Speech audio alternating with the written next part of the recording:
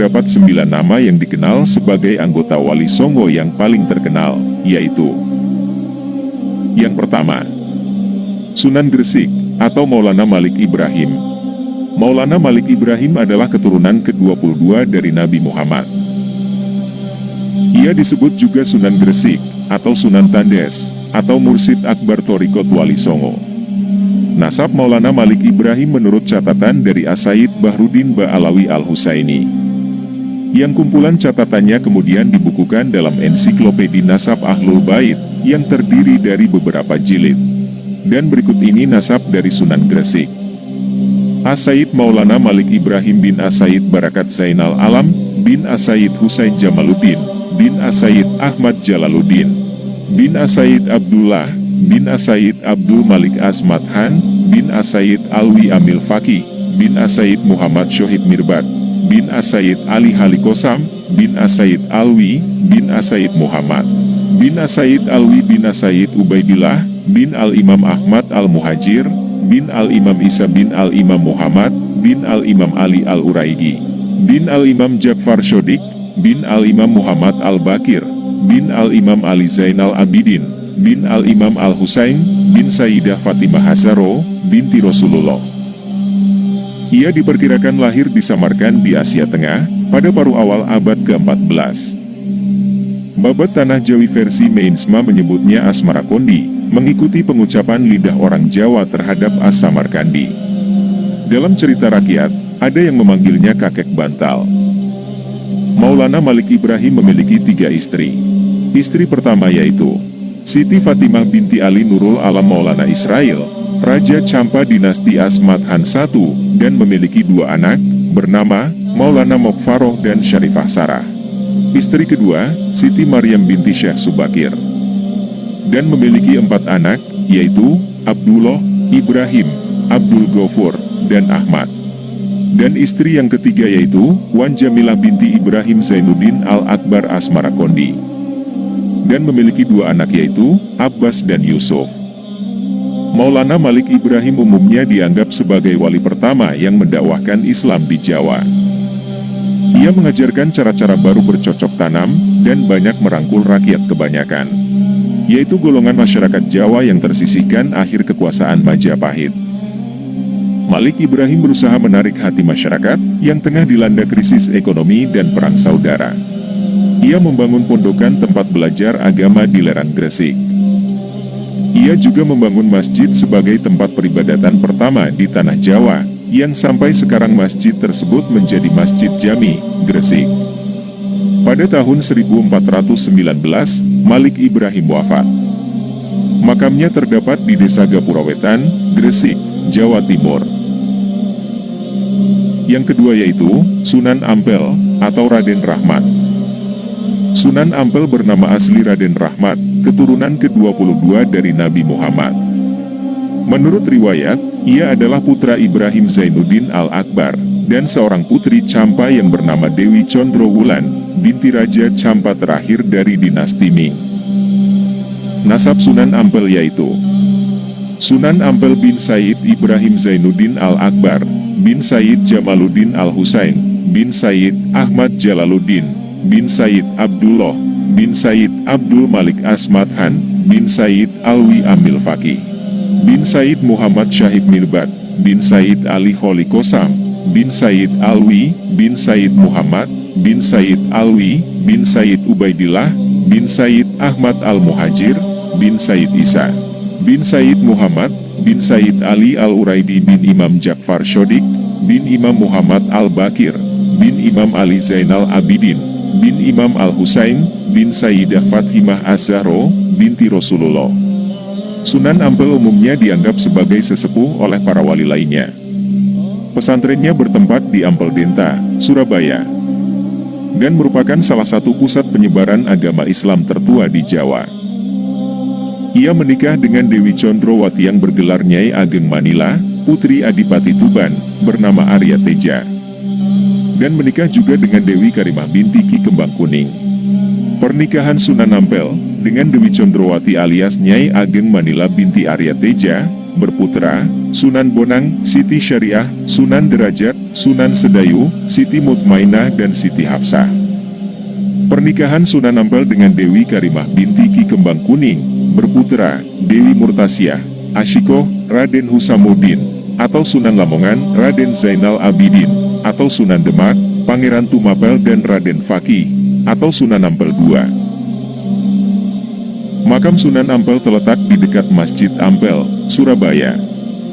Kedatangan Sunan Ampel ke Majapahit diperkirakan terjadi awal dasawarsa keempat abad ke-15, yakni saat Arya Damar sudah menjadi Adipati Palembang, sebagaimana riwayat yang menyatakan bahwa sebelum ke Jawa, Raden Rahmat telah singgah ke Palembang. Yang ketiga yaitu Sunan Bonang atau Mahdum Ibrahim. Sunan Bonang adalah putra Sunan Ampel dan merupakan keturunan ke-23 dari Nabi Muhammad.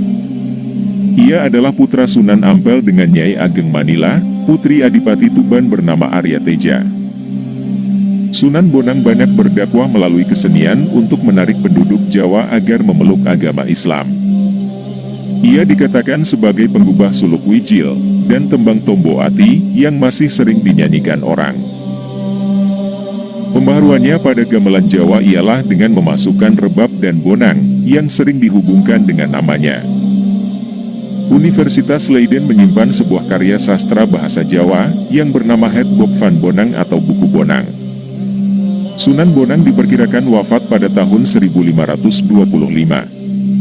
Ia dimakamkan di daerah Tuban, Jawa Timur. Yang keempat yaitu Sunan Derajat. Sunan Derajat adalah putra Sunan Ampel dan merupakan keturunan ke-23 dari Nabi Muhammad. Nama asli dari Sunan Derajat adalah Masih Munat. Nama sewaktu masih kecil adalah Raden Kosim. Sunan Derajat terkenal juga dengan kegiatan sosialnya. Dialah wali yang memelopori penyatuan anak-anak yatim dan orang sakit. Ia adalah putra Sunan Ampel dengan Nyai Ageng Manila, putri Adipati Tuban bernama Arya Teja. Pesantren Sunan Derajat dijalankan secara mandiri sebagai wilayah perdikan, bertempat di Desa Derajat, Kecamatan Paciran, Lamongan. Tembang Macapat Pangkur disebutkan sebagai ciptaannya. Gamelan Singomengkok peninggalannya terdapat di Museum Daerah Sunan Derajat, Lamongan.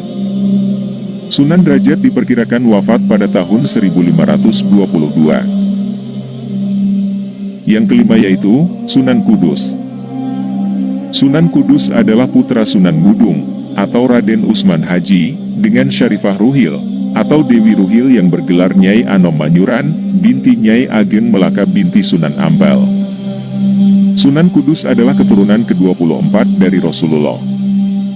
Sebagai seorang wali, Sunan Kudus memiliki peran yang besar dalam pemerintahan Kesultanan Demak, yaitu sebagai Panglima Perang, Penasihat Sultan Demak, Mursid Thoriko dan Hakim Peradilan Negara. Ia banyak berdakwah di kalangan kaum penguasa dan priai Jawa. Di antara yang pernah menjadi muridnya ialah Sunan Prawoto penguasa Demak dan Arya Penangsang Adipati Jipang Panolan. Salah satu peninggalannya yang terkenal ialah Masjid Menara Kudus, yang arsitekturnya bergaya campuran Hindu dan Islam. Sunan Kudus diperkirakan wafat pada tahun 1550. Yang keenam yaitu Sunan Giri. Sunan Giri adalah putra Maulana Ishak. Sunan Giri adalah keturunan ke-23 dari Nabi Muhammad dan merupakan murid dari Sunan Ampel dan saudara seperguruan dari Sunan Bonang. Ia mendirikan pemerintahan mandiri di Giri Kedaton, Gresik, yang selanjutnya berperan sebagai pusat dakwah Islam di wilayah Jawa dan Indonesia Timur, bahkan sampai ke Kepulauan Maluku. Salah satu keturunannya yang terkenal ialah Sunan Giri Prapen, yang menyebarkan agama Islam ke wilayah Lombok dan Bima. Makam Sunan Giri terletak di Desa Giri, Kabupaten Gresik. Yang ketujuh yaitu Sunan Kalijaga. Sunan Kalijaga adalah putra Adipati Tuban yang bernama Tumenggung Milatikta, atau Raden Sahur atau Sayyid Ahmad bin Mansur, atau Syekh Subakir. Ia adalah murid Sunan Bonang. Sunan Kalijaga menggunakan kesenian dan kebudayaan sebagai sarana untuk berdakwah, antara lain kesenian wayang kulit dan tembang suluk. Tembang suluk lir-ilir dan gundul-gundul pacul umumnya dianggap sebagai hasil karyanya. Dalam satu riwayat, Sunan Kalijaga disebutkan menikah dengan Dewi Saroh binti Maulana Ishaq, menikahi juga Syarifah Zainab binti Syekh Siti Jenar, dan Ratu Kano Kediri binti Raja Kediri. Yang kedelapan yaitu Sunan Muria, atau Raden Umar Said. Sunan Muria atau Raden Umar Said adalah putra Sunan Kalijaga. Ia adalah putra dari Sunan Kalijaga dari istrinya yang bernama Dewi Saroh binti Maulana Ishaq. Sunan Muria menikah dengan Dewi Sujinah, putri Sunan Ngudung. Jadi Sunan Muria adalah adik ipar dari Sunan Kudus. Dan yang kesembilan yaitu Sunan Gunung Jati, atau Syarif Hidayatullah.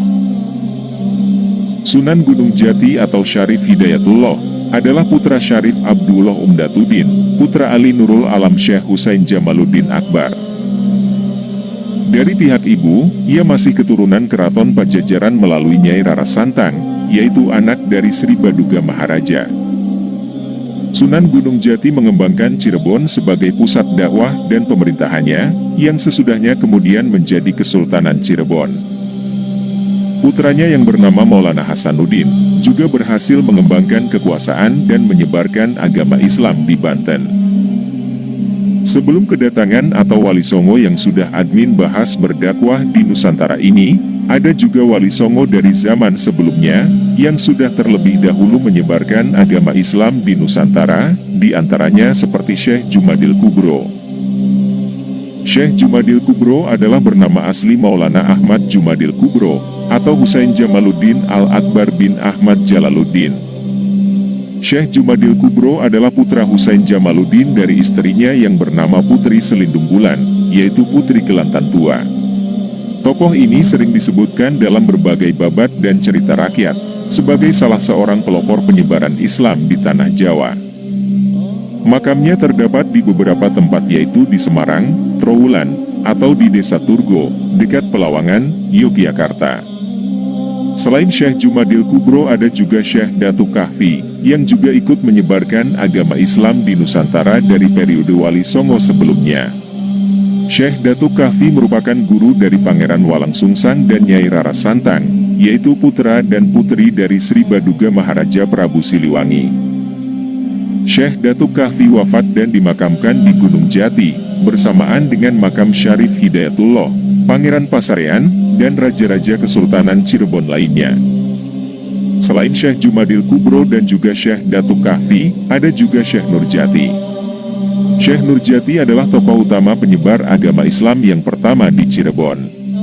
Tokoh yang lain adalah Maulana Maghribi, Pangeran Mahdum, Maulana Pangeran Panjunan, Maulana Pangeran Kejaksan, Maulana Syekh Bantah, Syekh Majagung, Maulana Syekh Lemah Abang, Embahku Cirebon, atau Pangeran Cakrabuana, dan Syarif Hidayatullah. Walaupun masih ada pendapat yang menyebut Wali Songo adalah keturunan Samarkand, Asia Tengah, Champa atau tempat lainnya, namun tampaknya tempat-tempat tersebut lebih merupakan jalur penyebaran para mubalik. Beberapa argumentasi yang diberikan oleh Muhammad Al-Bakir dalam bukunya Thorikoh Menuju Kebahagiaan mendukung bahwa Wali Songo adalah keturunan Hadramaut, Yaman. Begitulah pembahasan kali ini yang dapat kami sampaikan, dan semoga bisa bermanfaat untuk kalian semua. Jika pembahasan kali ini bermanfaat silahkan bagikan ke media yang lain juga, supaya banyak orang yang paham akan sejarah ini, dan nantikan pembahasan lainnya di video berikutnya.